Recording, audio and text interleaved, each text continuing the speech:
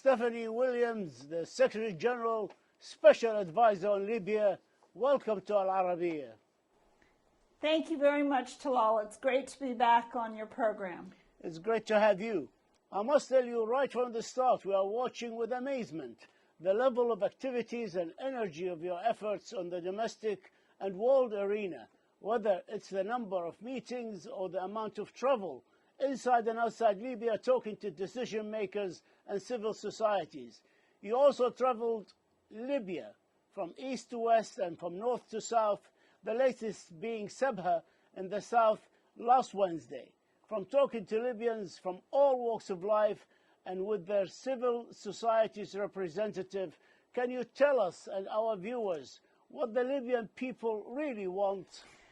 Thanks very much, Talal. Yes, indeed, I have in the last 2 months undertaken a lot of visits across Libya, from Tripoli to El Qubba in the east and Sabha just yesterday in the south. And I've met with literally thousands of Libyans now from all walks of life. And I can tell you, Libyans want what a lot of people around the world want.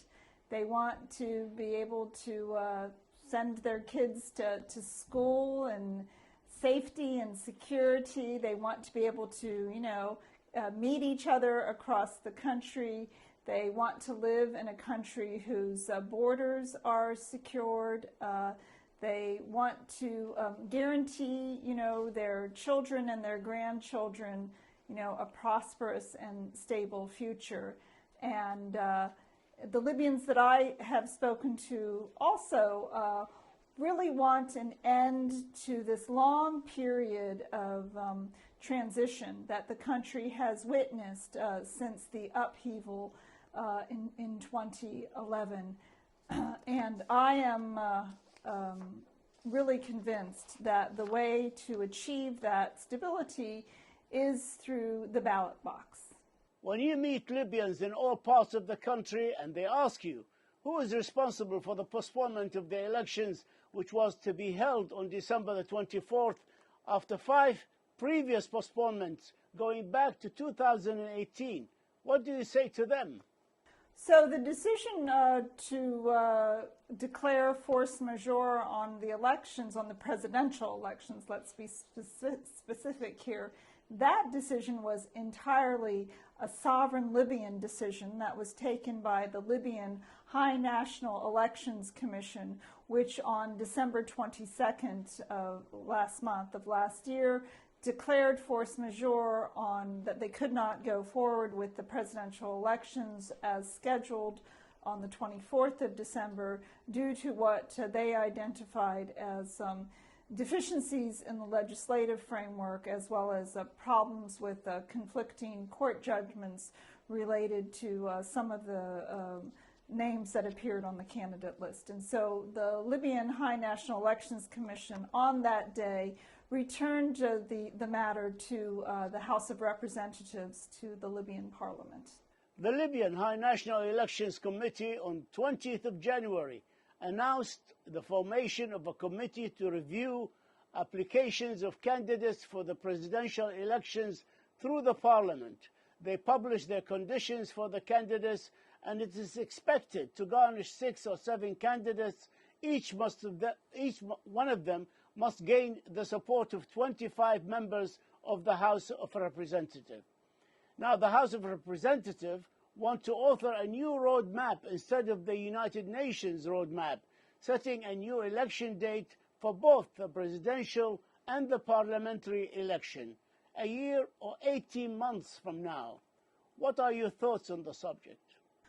Well, there is already a roadmap that's in place. In fact, it's the roadmap that was produced by the Libyan Political Dialogue Forum. That roadmap was implemented on December 21st, 2020, when in my previous capacity as the acting SRSG for the mission, I sent letters to both the President of the House of Representatives, Mr. Aguila Saleh, as well as to the President of the High Council of State, Mr. Khalid Mishri, where I announced that the roadmap had been implemented on December 21st, and the roadmap runs for 18 months. Now, why? A lot of people ask, why does it run for 18 months? They think that the roadmap essentially ended on December 24th of 2021 when the elections date had been scheduled. And certainly that was an election, that was a date that was very critical. It was not reached. And in fact, the Libyans in the political dialogue who drafted the roadmap, because of previous experience in the country where there had been legal challenges along the path to elections, actually built in, very wisely I think, built in a cushion, a period of an additional 6 months in which problems in the electoral process, whether it be challenges to elections that had been held, or in fact what we're witnessing now, that the institutions would have a further 6 months to do the right thing, and that's what needs to happen. In fact, there has been no elections date that has been set, and that's part of the problem. The HNEC, the High National Elections Commission, when they submitted their or announced force majeure and turned the matter back to the Parliament, legally identified January 24th as a possible date that elections could occur. They could not go beyond that date because their own institutional mandate did not permit them to do that. Now, one would have expected that the Parliament could have, on January 24th, in fact, addressed this issue of a firm timeline, a time-bound process towards elections, but they didn't. And now they've, I guess, decided maybe to give themselves another week. I don't know. I know that many in Libya are watching and expecting their members of Parliament to really show up and to work and to fulfill their responsibility, to shoulder their responsibility towards the Libyan public. The members of the House of Representatives are also talking about solving the constitution dilemma by the Parliament forming a special experts committee to formulate a constitution. After all, there are many differing views on the constitution draft submitted at the end of 2017. The House of Representatives has been meeting 2 days a week, really, since the beginning of the year, since January 3rd, to take up the matter of the elections, and specifically they have designated what they call a roadmap committee, which is broadly representative of Libya's 13 electoral districts, as well as it has a gender component and those from different ethnic constituencies. They have held some consultations throughout the country, as well as consultations with the other chamber, the advisory body in Libya, which is the High Council of State. They were expected to deliver a report on the way forward on January 24th and 25th. What we saw was sort of an initial discussion that was presented in the Parliament. I would note that it's now been 7 years and 7 months, over 3,700 days since Libyans went to the polls to vote in national elections. So it's really incumbent upon the Libyan Parliament and upon the Libyan High Council of State, upon the current government, the Government of National Unity, and the Presidency Council to exert all efforts to move quickly, to set a firm timeline, a time-bound process, a time-bound electoral process which gets Libyans back to the polls, because there are 2.5 million Libyans who collected their voter registration cards and nearly 3 million who registered to vote. So there is clearly a desire and a momentum amongst the Libyan population to end this long period of transition since 2011 by going to the ballot box and exercising their universal right to to democratically select those who govern them.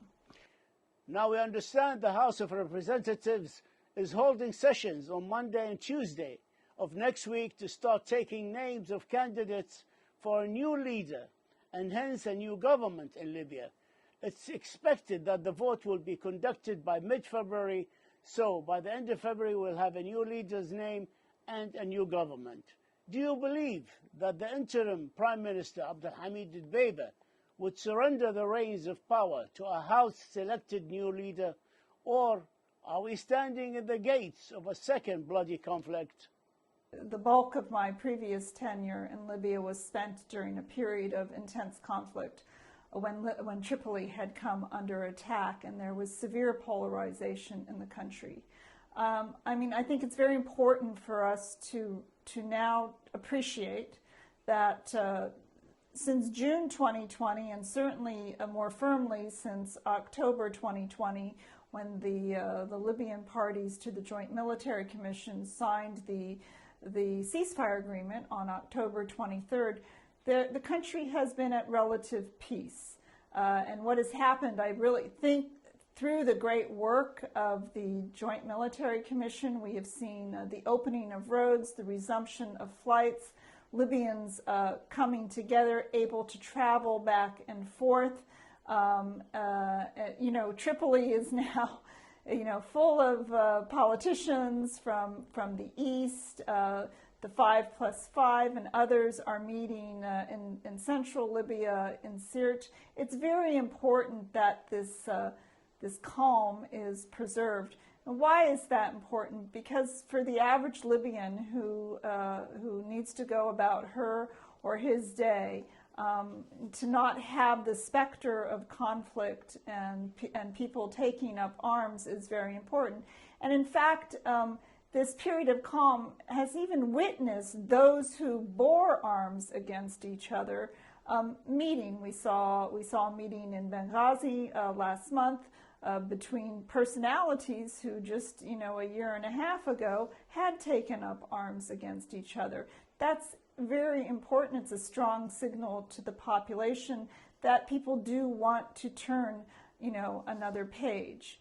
I also heard, many proposals, and in fact, people urging that the United Nations, that we work closely with the concerned authorities responsible for the National Reconciliation Project.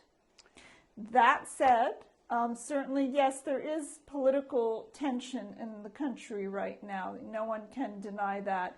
And it's certainly, it's not my place to tell the Parliament what they can or cannot discuss. What happens under the dome of the Parliament is certainly the purview of the Parliament. Yeah. I think it's very important that before anyone thinks of bringing in another government, that election dates are set.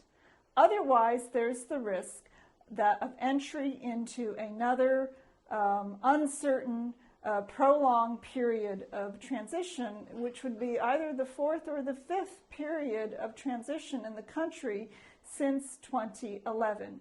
And this gets to the issue of the crisis of legitimacy that affects all of Libya's institutions right now. They all fundamentally lack popular legitimacy. That's correct. And bringing in another temporary interim government, it's not going to cure the crisis of legitimacy. That can only be cured through a studied, a serious, credible electoral process leading to free and fair elections.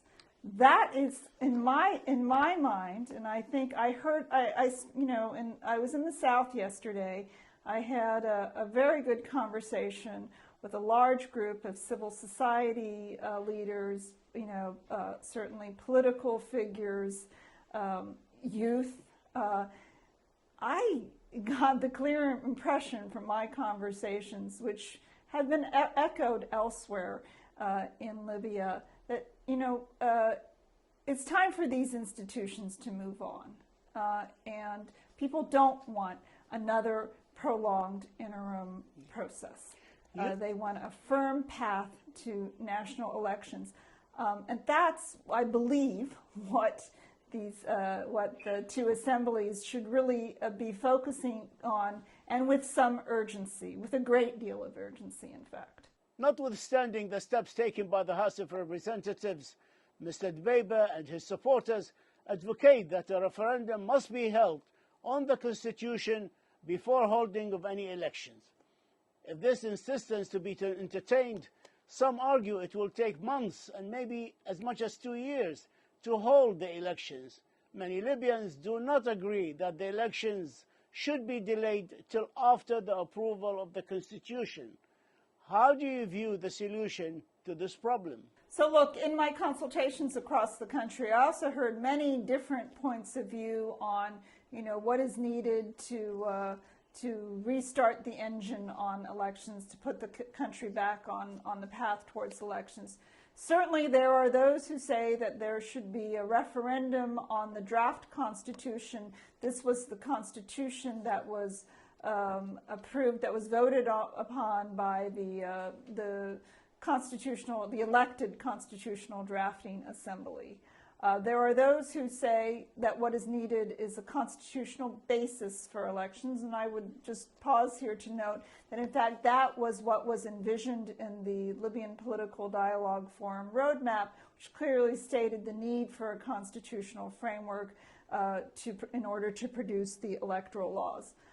There are those who say we need to go directly to parliamentary elections. And in fact, there is already a law on, that's been approved by the parliament for parliamentary elections. There's the force majeure produced by or announced by the AL-HAJ pertained to the presidential elections. It did not pertain to the parliamentary elections. So, that's a possible option. There are those who say that, there should be some kind of higher judicial review of the contested court decisions related to certain candidacies. There are those who say, well, all that is needed is an amendment of the existing electoral laws. There are those who say, you know what, we should go, the existing bodies should be somehow put out of business, and what should be established through an election is what, is a majlis ta'sisi, a sort of foundational conference that, or assembly that would deal with these issues for the next 2 years and put the country back on the path to firm national elections on a constitutional basis.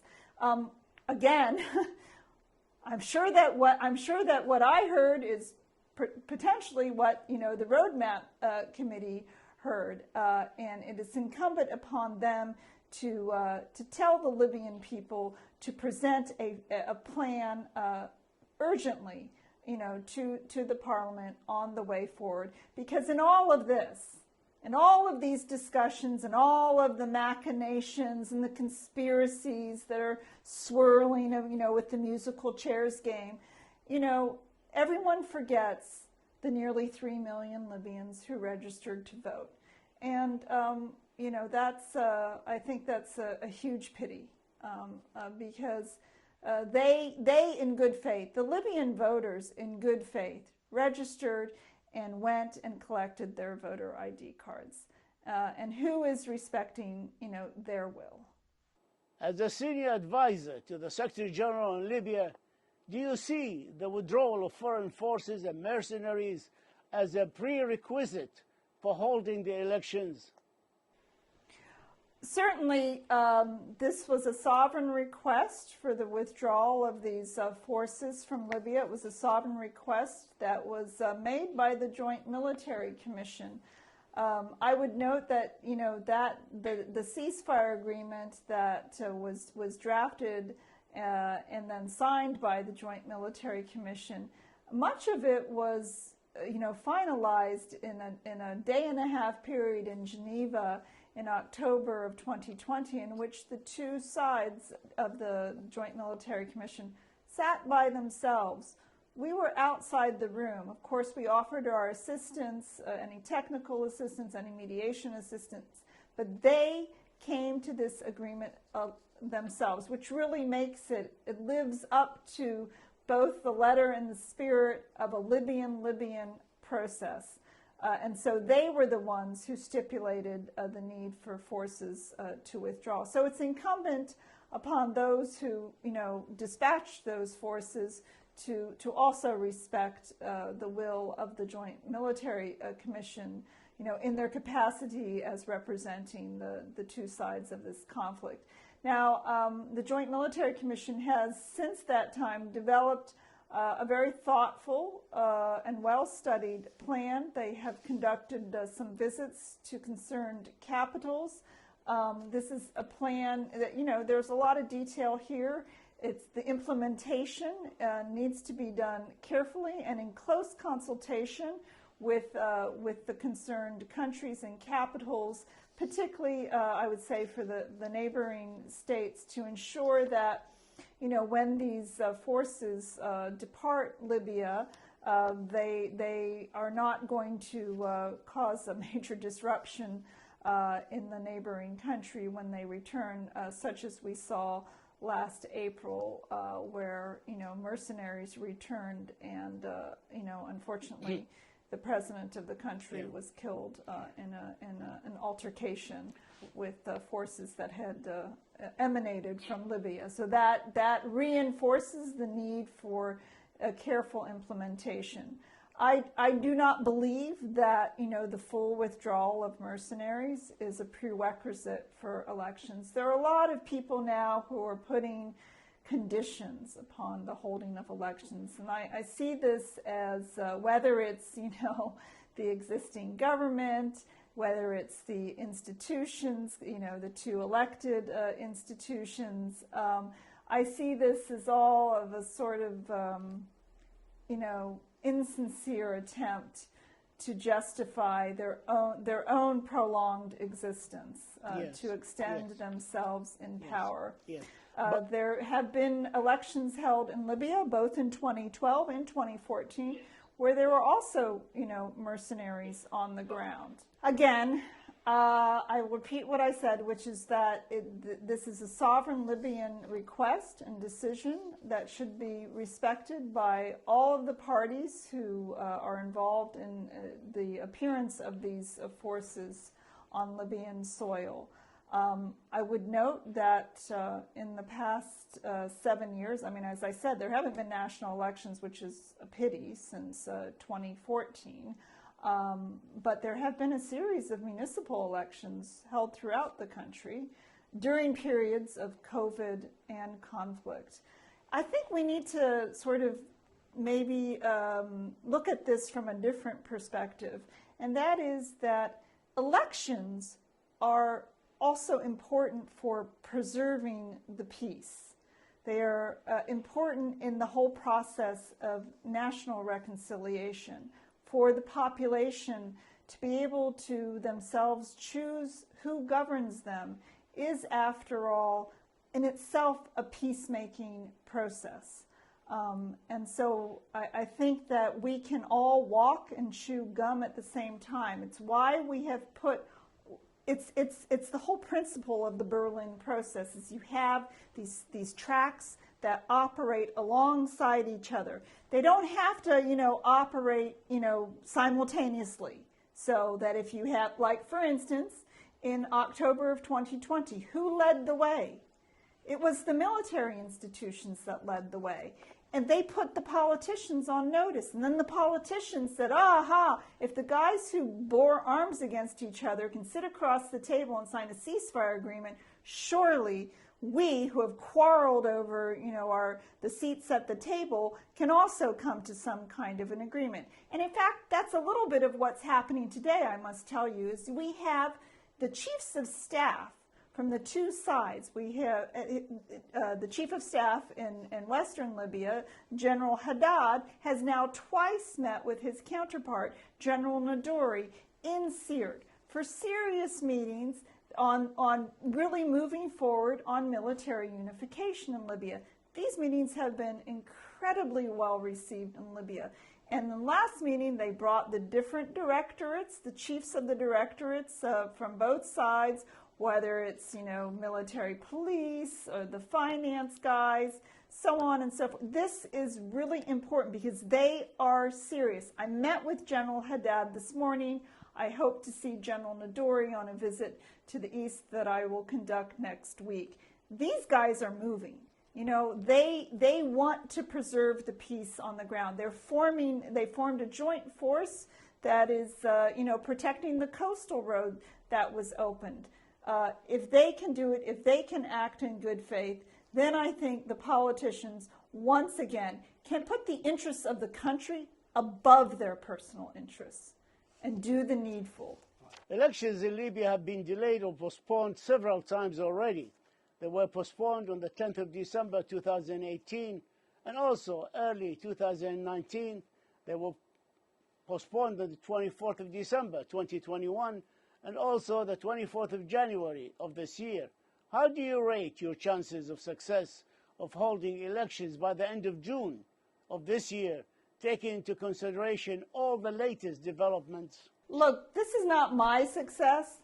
This is the success of the Libyan people. And I was sent by the Secretary General. He asked me to go out and to support the electoral process, to lead the three Berlin tracks, political, military, and economic. I'm standing with the 2.8 million people who registered. It's their success.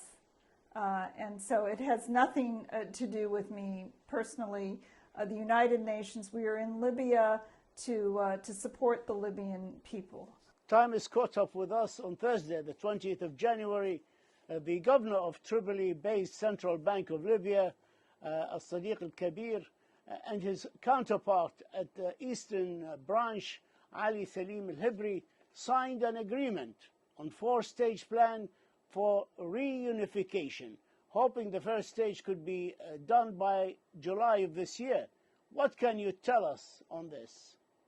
Well, I do think it's positive. Of course, if we want to take credit for anything, it's that this latest agreement on the reunification of the bank is a product of the international audit review that was first requested by the former Prime Minister Siraj in July of 2018. It took us 2 years to secure the agreement to conduct that audit. The audit was conducted, and now this is part of the implementation of the audit. I believe this all has to be done in a completely transparent manner, so that the Libyan people, this is their revenues of their resources, that this is all done completely in a transparent process where all is known to the Libyan public. And I would like to pause here because I think this spirit of transparency and accountability